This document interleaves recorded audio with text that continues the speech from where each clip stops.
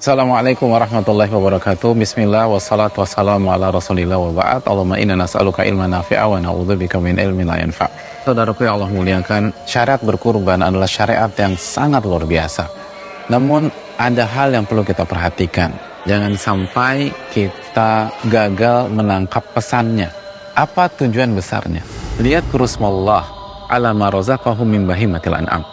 Tujuan utamanya adalah agar mereka mengingat Allah Subhanahu wa Ta'ala, berzikir kepada Allah, bersyukur kepada Allah atas rizki, atas harta, atas hewan ternak yang Allah berikan kepada mereka.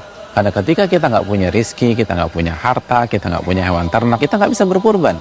Maka jemaah sekalian Allah muliakan, tujuan kita berkurban, dan ini harus kita ketahui khususnya bagi orang yang berkurban pada tahun ini, agar kita mengingat Allah Subhanahu wa Ta'ala, agar kita berzikir kepada Allah Subhanahu wa Ta'ala.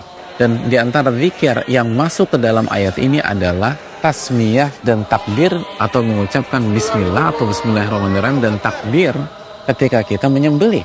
Dan apabila kita ingin ibadah kita bukan hanya sah, tapi benar-benar maksimal, maka kita harus menghayati zikir bismillah kita hayati takbir kita harus senantiasa mengingat Allah Subhanahu wa Ta'ala, khususnya pada saat prosesnya berkurban. Kita harus bersyukur kepada Allah Subhanahu wa Ta'ala khususnya pada saat prosesnya berkurban. Kita harus merasa benar-benar Allah kasih kita segalanya, dan khususnya ini nikmat hidayah, sehingga kita bisa berkurban.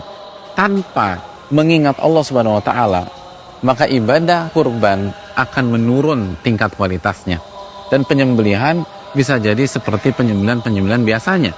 Apabila kita ingin menyembelih sebagai sebuah syiar, sebagai sebuah ibadah, sebagai sebuah persembahan, maka menyembelihlah dengan mengingat Allah, menyembelihlah dengan berzikir kepada Allah, menyembelihlah dengan senantiasa bersyukur kepada Allah Subhanahu wa Ta'ala.